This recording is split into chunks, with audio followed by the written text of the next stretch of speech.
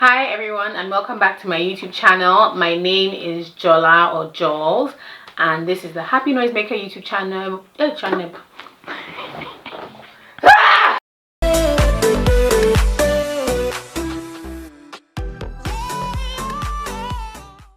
Hi, my name is Jola and welcome back to my YouTube channel. If this is your first time here, please subscribe and join the family. And don't forget to like and comment and share and do all of those wonderful things. Right. Today I'm going to be talking about the Happy Noisemaker Book Club's April pick, which is The Bead Collector by Sefi Atta. Sefi Atta is one of my favorite writers. Her book, Everything Good Will Come, I think that's her first book. It's one of my favorites ever, and I really do recommend it as a read. She writes very well about sort of like Lagos elites and all their snobbery and all their antiques, but she's able to make very keen and astute political commentary as well, in a way that's not forced or annoying. The Bead Collector is set in 1976 in Lagos. Yeah, so January 1976 in Lagos. In a swanky but chaotic art exhibition, two women meet. Remy Lawal, a young Nigerian woman who runs an sort of like celebratory, it's not a full-on gift shop, she sells celebratory cards, you know, so like birthdays and anniversaries, just cards in general. She has a card shop. And Francis Cook. Francis is an American art dealer who's currently in Nigeria, well, at the time was in Nigeria to kind of source exclusive beads. You know, that was what she told Remy she was about. And somehow over the course of a couple of weeks they become friends, and they have these really interesting and insightful conversations where they talk about attitudes to love and marriage and relationships. They talk about friendships, they talk about their different countries. They have what are on the surface very casual conversations, but show differences in philosophies and attitudes towards life itself. What else do I think people will enjoy about the book? I'm trying to think. 2 hours later. Now, Remy's husband Tunde, who's a very interesting character, believes that Francis is 100% a CIA agent. As far as she's concerned, Francis is using Remy to gather information for only God knows what. Remy really doesn't take her husband serious. But in February 13, there is a coup. And that does have Remy rethinking all the conversations she's had with Francis and what that could possibly mean. Particularly because their conversations have veered towards the political.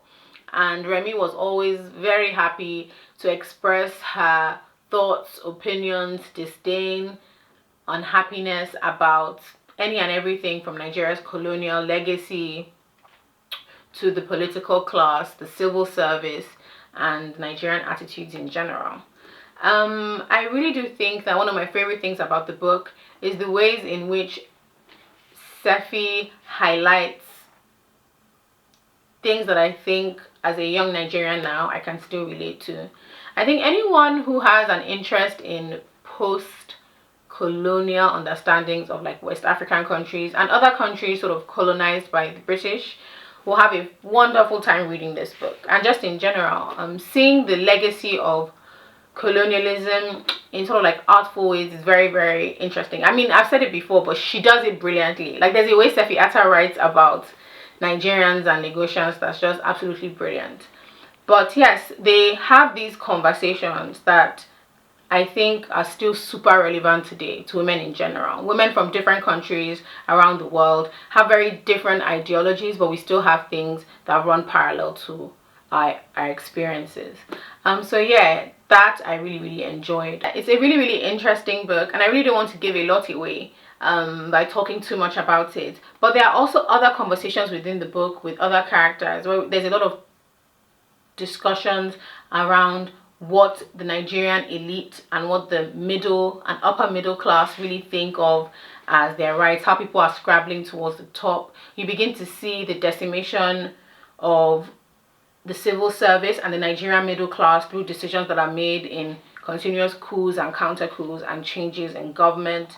It shows the melee of the average Nigerian and their I want to use the word braggadociousness in the midst of things really not being that great, which is still very, very present. Nigerian pride and excitement at who we are and what we could represent, as opposed to what the reality actually is. So I really do think that if you haven't read the book, you definitely should. I rate it a 4. I was going to say 4, but I would say a 4.5 out of 5. It's a fantastic book.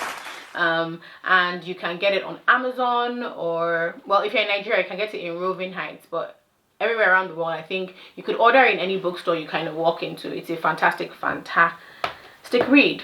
Now, if you are not a member of the Happy Noisemaker book club, why not? In the description box below, I'm going to be placing a link where you can join our discussion on the book on the 28th of April. So yeah, if you've read the book, please let me know your comments below. And if you've read any of Sefi Atta's other books, please let me know what you think of the book. And I think that's it. So see you around very soon.